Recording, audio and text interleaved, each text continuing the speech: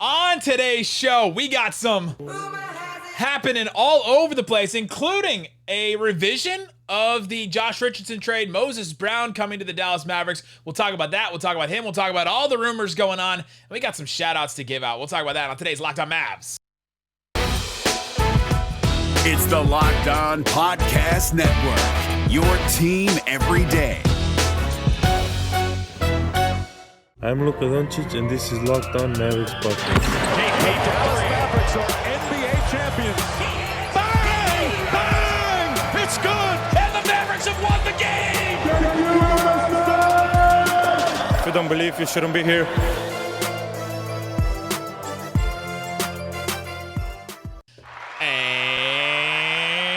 Welcome. You are locked on to the Dallas Mavericks. My name is Nick Angstadt, media member and coordinator for the Locked On Podcast Network. And joining me, as always, my co-host, contributor at Mavs.com, the pub person, the one more thinking. What you got for me, Isaac Harris?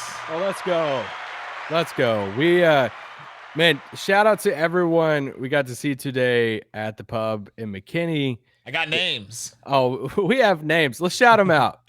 I got shout out to Jacob, John and Lexi, Matt, Colin, and that other guy from DBU. Shout out to Denver and Sam. Shout out to Kelly. Shout out to Clint and Alexis. We will come on your boat at some point. Shout out to Ben. Shout out to both Jameses that talked to us afterwards. Shout out to Ben. And then shout out to a legend in his own right. Squish 41. We met him in the flesh. So, oh man, Squish, yes.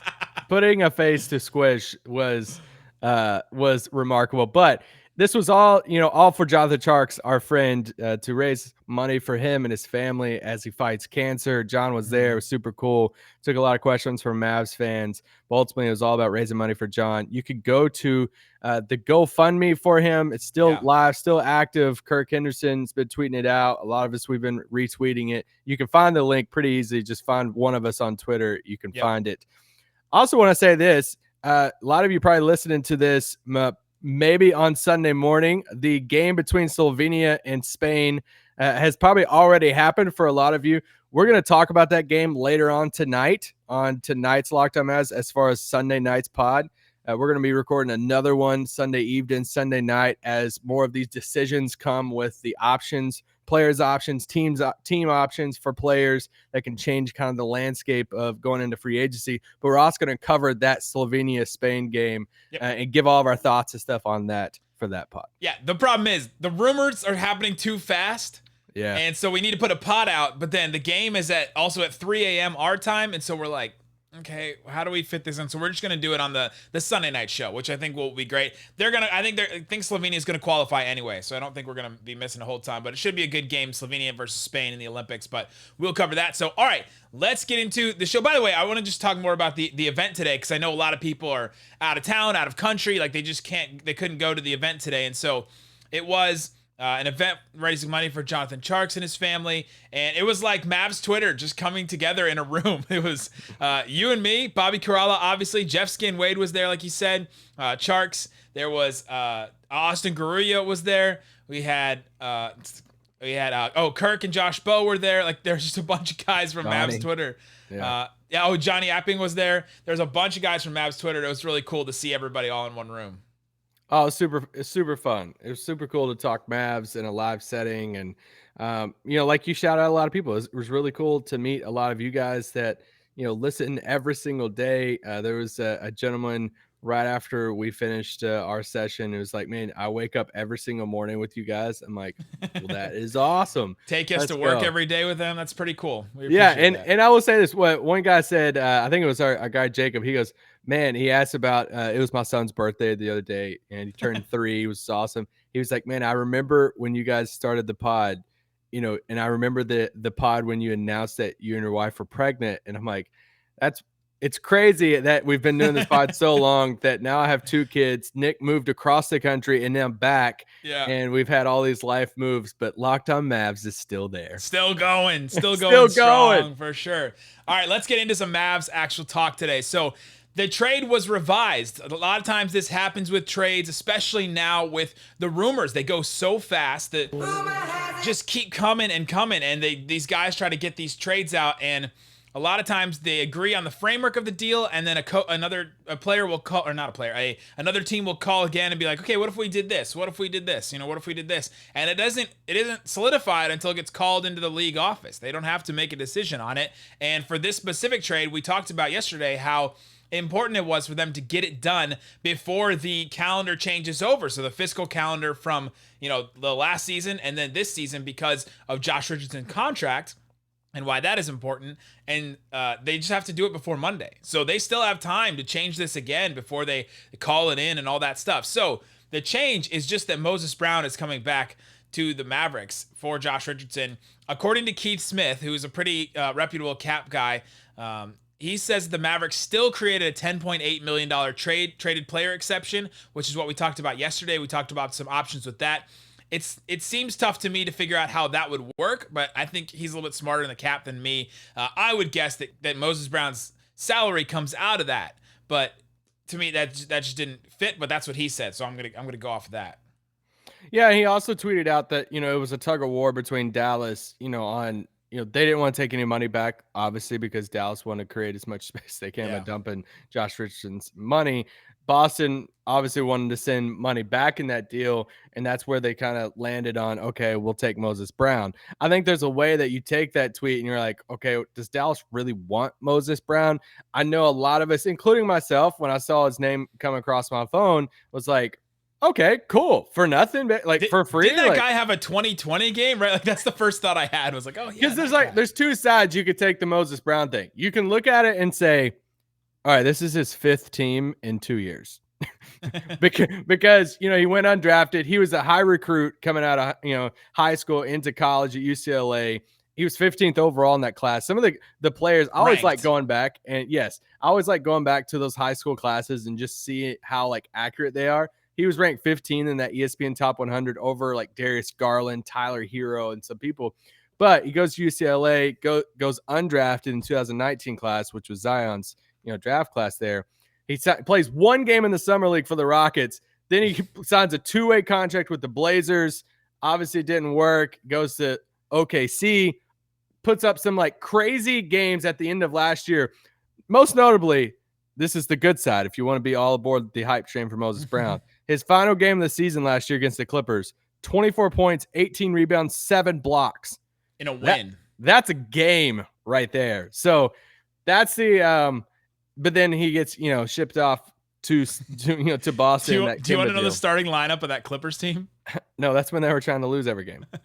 Zubats, Patrick Patterson, Beverly, Reggie Jackson, Luke Kennard.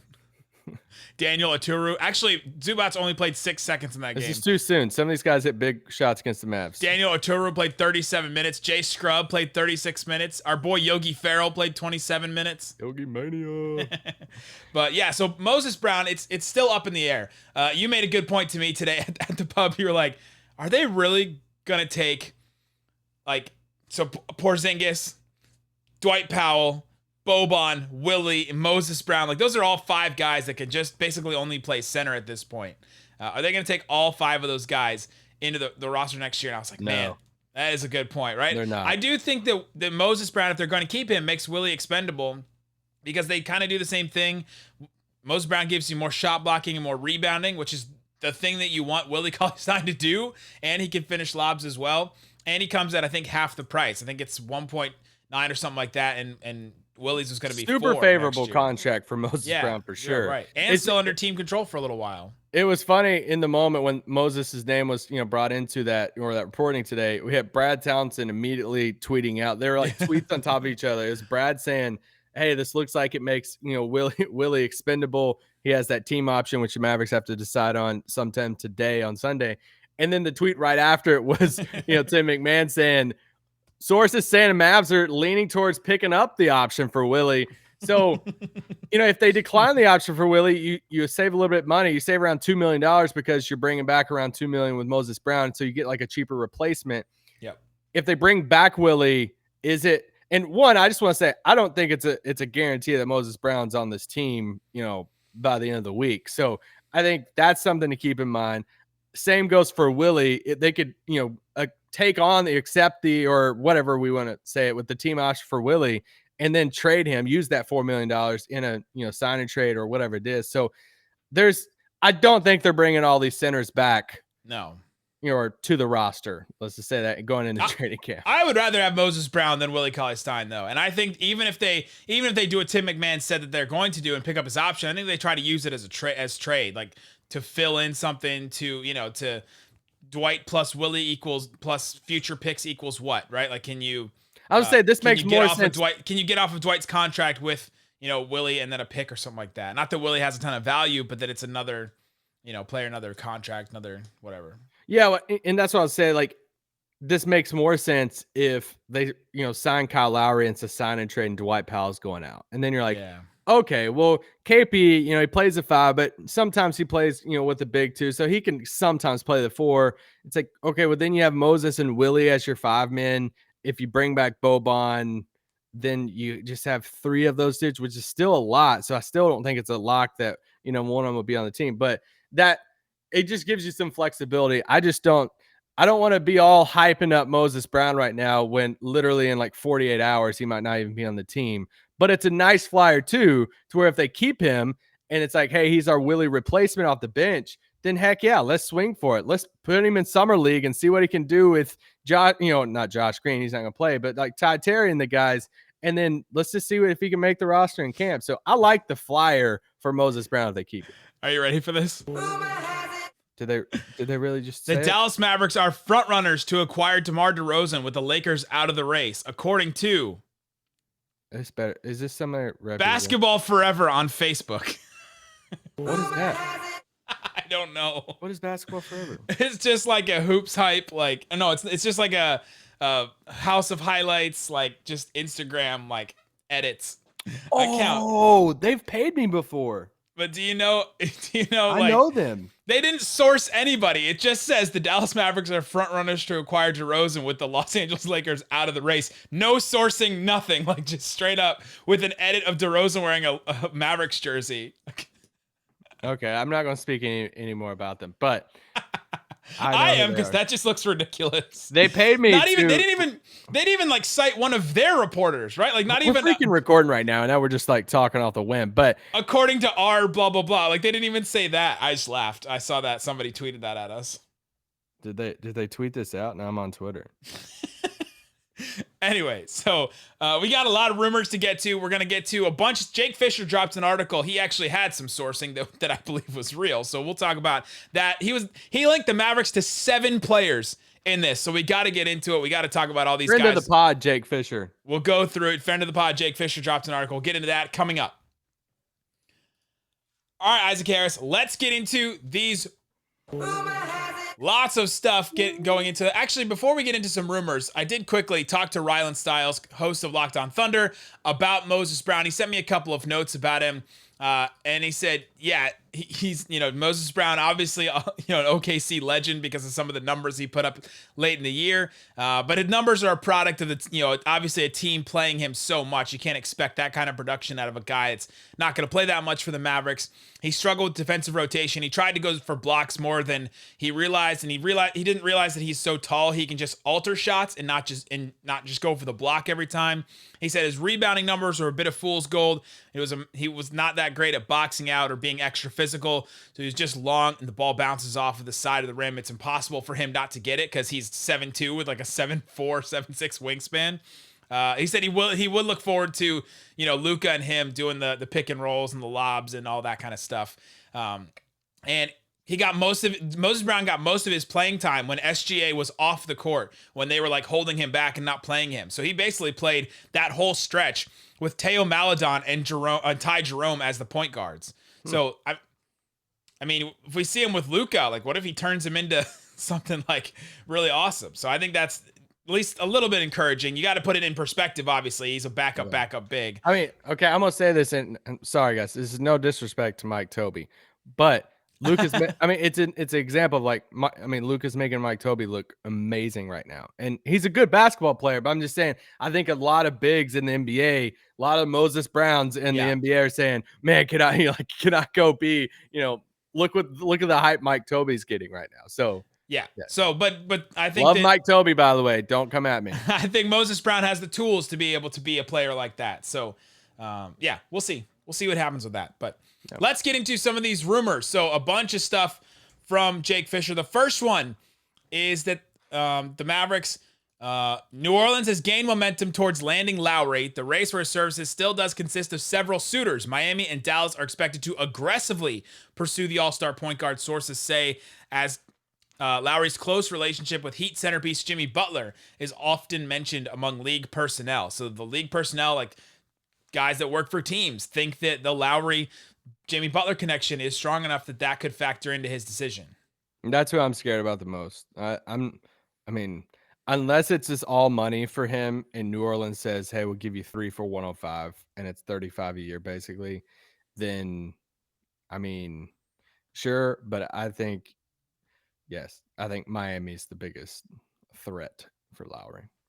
Yeah, so we've talked about Lowry enough. We don't have to get into it too much, but I know the listeners love Kyle Lowry. Listeners are 100%. There's not a single listener listening to this podcast that is against Kyle Lowry. There's a whole bunch on YouTube as well that are just absolutely for Kyle Lowry at any number. His max, which would be 40 million, they're like, let's clear the space. Let's get him. Let's bring him in. You know what? You should leave a comment and tell us how you feel about Kyle Lowry. If you're not doing it already, please do it now. The other name that was linked to the Dallas Mavericks, Richaun Holmes, is expected to return to Sacramento, sources say, although a market for Holmes may still exist with Dallas, New York, and Toronto. So there's Richaun Holmes is another one. We need another 5. Yeah, I was going to say another. I mean, it would be nice to upgrade that position still. That's a bunch of, like, Mavs have a bunch of names, but Richaun Holmes would be an upgrade on every single one of those, besides maybe Porzingis, whatever he counts as. I guess, yeah. I think a lot of other people out there are higher on Richaun Holmes than me. I feel like there's been an infatuation with him for the Mavs for a while, and I think he's fine. Yeah, I'm not ready to go out and hand a big contract to him to be a 5. Like, that's my thing. But it's all about expectations for him. Yeah, for sure. Here's one that was a little new, a little old at the same time. Dallas, San Antonio, New York, and Miami are the rumored suitors for Kelly Oubre Jr. in free agency. You hate him. We Meet You and Charks had a conversation about Kelly Oubre Jr. today. Tell him how that went. I'm against it, and you guys are for it. So you guys are probably smarter than me. So well, no, we just said 1 year, $10 million.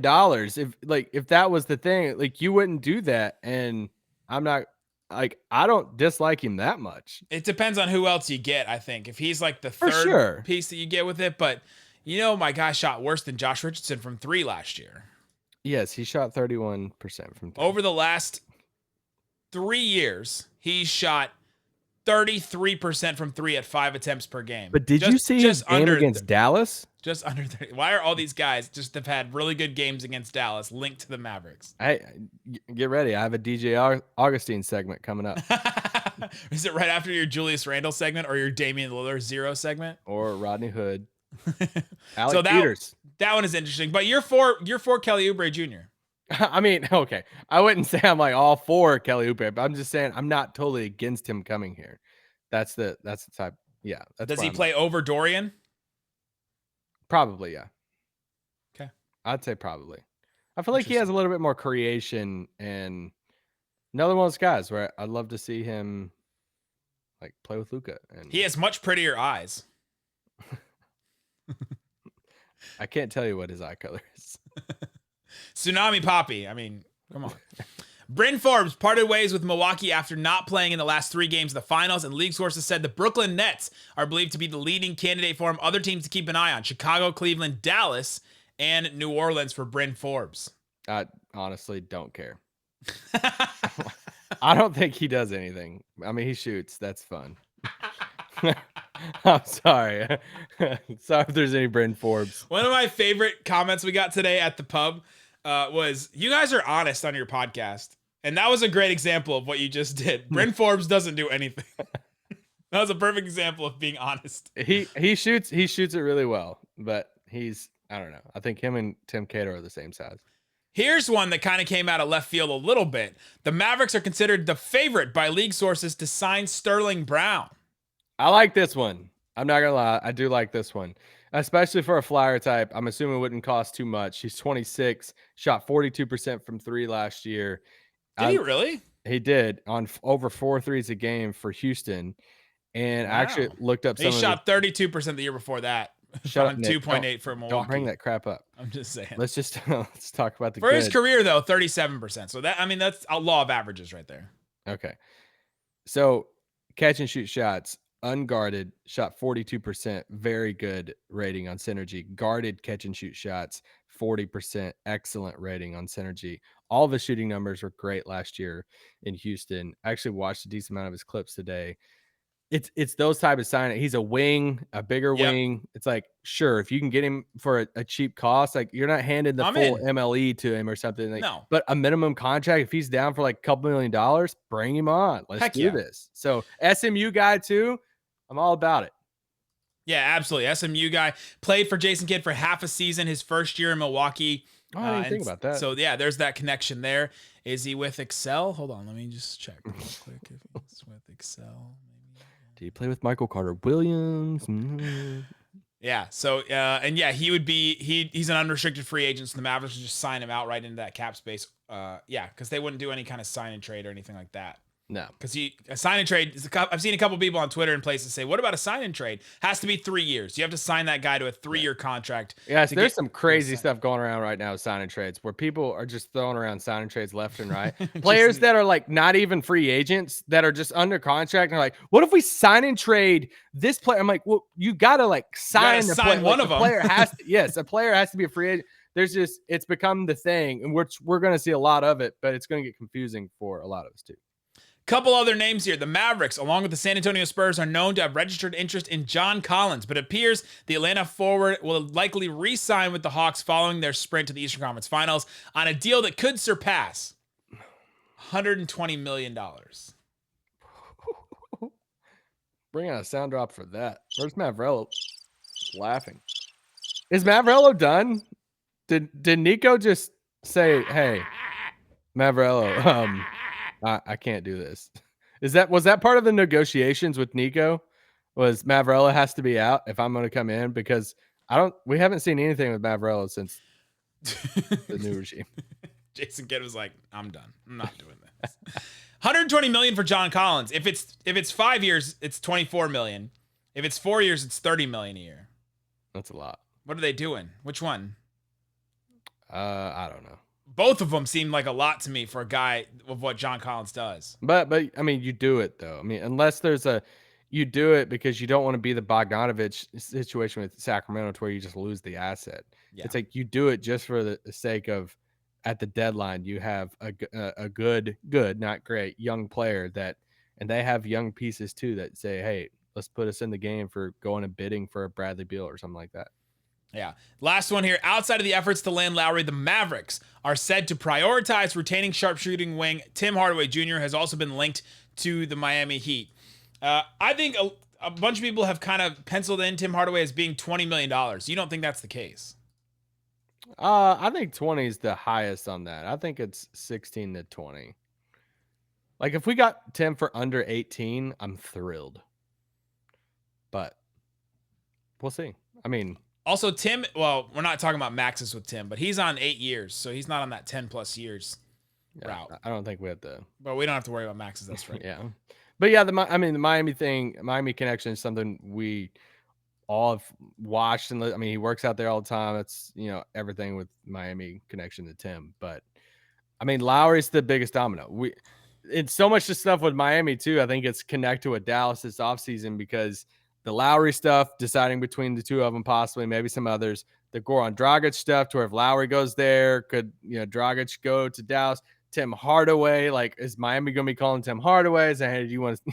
Like, I think there's a lot of connections with Miami this offseason. That's the domino, and then there's a couple things here. It's not going to be Lowry or nothing, I think, because if Lowry decides to go to Miami, then Tim can't go to Miami. And then all of a sudden that takes a suitor out for Tim Hardaway. Dragic probably has to be gone as well, right? And so then Dragic can possibly come over to the Mavericks, which I think we're on board for at a certain number. If Lowry decides to go to the Pelicans, then Lonzo Ball probably isn't coming back because they'd have to renounce his rights. to be able to sign Lowry and get that cap space. So that's an option for the Mavericks as well. So there's things that open up now. It's not just like you're chasing somebody and then if they leave, then you're stuck with waiting on Danny Green and then there's just nothing left, right? Yeah, and I think we've seen just by all the reporting and everything that Dallas is very committed to adding some type of secondary creator this offseason, something which is good. Wanted. Yes, whether it's Kyle Lowry, whether it's Lonzo, whether it's Dragic, Mike Conley, like you name the names that, I mean, it feels like they've been Dinwiddie, somewhere Dallas has been connecting to all of these different playmakers and creators. So I think when the music stops and everyone's walking around the chairs, I think the music fades, I think Dallas will be sitting there with one of them. When I simply come. Let's go. Keep it going. I'm coming back to the heart. Certain lines just bring up like song lyrics in your head, right? My wife just came in like, what are you doing? She's like, are y'all recording? Are you guys still doing a Mavs podcast? Yes, we are. Yes. Still. But there was a report today that Conley is going to get 3 years and it was like $60 million. So it's going to be $20 million each. Could the Mavericks come in and sweep in and overpay that by like, a bunch and Conley decide not to go there? Just right? Like piss David Locke off.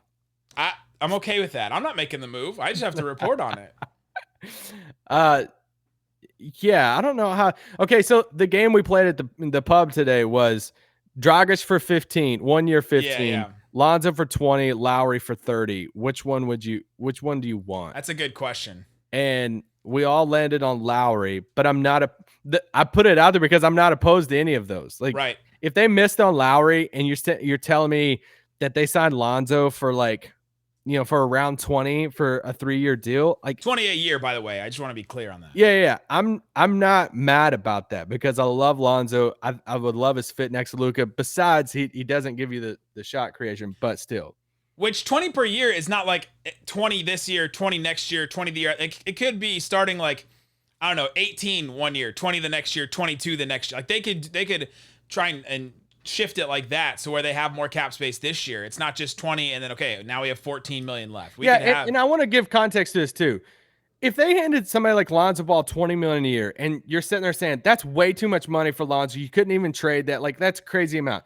I'm just going to give you a couple names who's making $20 million this First past of all, season. On the Lonzo front, he's 23, right? Like he can still grow into something. I'm for Lonzo still. I'm not against him. These are all the names making around $20 million this year. Jeremy Grant, Harrison Barnes, Gallinari, Gary Harris, Malcolm Brogdon, Buddy Hield. Like, what are we talking about? The Buddy Hield and Gary Harris names stick out a lot there. Zach LaVine's making 19.5, Clint Capella 19, Bogdanovich 18. Like, it's not... I know it sounds like a lot to pay somebody like Lonzo $20 million, but look at all of those names right there and saying, okay, like I get like Lonzo is in that category, right? So that's Tim Lonzo, Sterling Brown. Are you in on that offseason? I'm in on that offseason. I think that's a win. It's not my priority because I would love now. Braylon from the pub today. I was in the pub for 5 minutes, and Braylon asked me, "Why do you want Lowry over Lonzo Ball?" Oh yeah, shout out to Braylon too. Shout out to you, Braylon. So he's like really happy right now talking about Lonzo. Yeah, it's not my first like dream scenario because I really want Kyle Lowry here. We've made that clear. But if that's the consolation, then yes, I would be happy with that. Happier for Lonzo than John Collins? Yes. Oh yeah. Happier for Lonzo than Dragic? Like if we're playing the game, Lonzo for 20, Dragic for 15?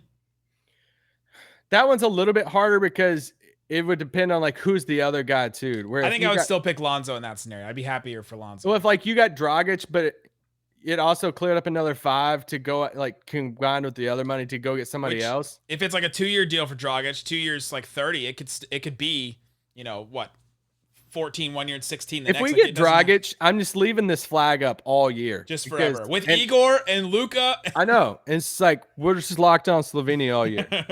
What's Zoran doing? He scored 20 the other night. Bring in Mike Tobey to camp. Fully embrace it. The next Mavs City Edition jerseys, just wait, guys. They might be Slovenia colors. When they play Cleveland, oh my gosh, that would be because there's so many Slovenians in Cleveland. Yeah. That would be quite the Slovenian night. But let's talk about Dragic real quick. So Sunday, option day for a lot of everybody around the league. Like, you got to figure this crap out, player options and team options. Miami has this very unique situation to where they have to figure out, like, are they going to need the contracts to Dragic and Andre Iguodala for any type of trades or signing trades when free agency starts? They're both on team options. Dragic, $19.4 million team option. Iguodala, $15 million team option. And that's the end of their deal. Those are expiring deals if they pick them up. Yeah, so right there, if they pick up those options, they have $35 million in expiring contracts that you can go, like, that matches a lot of people. But what if they just need the cap space? Porzingis.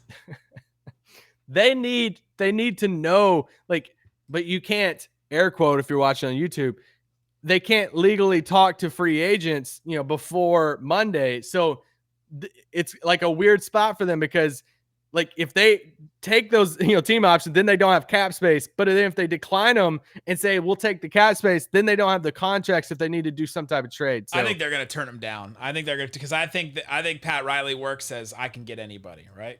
Yeah, and so we saw the Shams tweet today saying if they do this with Dragic, multiple contenders will be interested in him. He'll be an unrestricted free agent. Then all of our conspiracy hats can be put on. If they decline it, then, that's where Toronto's lost some leverage with Kyle Lowry because, I think if you're Toronto, you go into this offseason and you're hoping there's some more teams out there that don't have the space that are approaching you with the sign and trade route. But Toronto's losing this because now we have teams like New Orleans and Dallas and Miami, teams that and Knicks. And Knicks that he doesn't have to do that. Like, they don't have to do a sign and trade or anything. So that's where Toronto's lost some leverage in it. And yeah, I'm sure a team like Dallas would still try to approach him with it and say, hey, do you want something? Like, we can open up some more money if you want to take this player, whoever. But it gets tricky. But it should be fun. There should be a lot of, like, at least some clarification on some teams' cap stuff by the time that our next pod comes out Sunday night. Imagine you're Dragic and, like, tomorrow, the team decides if you're making $19 million or not, because you're not going to get 19 probably somewhere else. Yeah, and you decide if you're getting $19 million or if you're not. Well, and knowing that if they do pick it up, there's a high chance that you're probably getting traded to a place you don't have control over. Yeah, true. So, which could buy him out. Yes, exactly. Or you're like, okay, well, they decline my team option, and now I get to pick my next home, and I probably won't get 19, but can I get 1 for 15 or 2 for 30 or whatever it is from a team? He's a guy too that, heck, if the Lakers called and said, we'll give you our full MLE, like, I wouldn't shock. Like, that's a guy where I'm like, well, dang, he could go to a really good team and take their MLE, and even though it's a lot less money. So I'll be really intrigued what happens with Dragic coming up. A lot of things that have to happen still. We will be covering all of them. And by the way, again, I want to remind everybody we'll be talking about the Slovenia game that happened earlier Sunday on our Sunday night show. Guys, thanks so much for listening to Locked On Mavs. Peace out. Boom.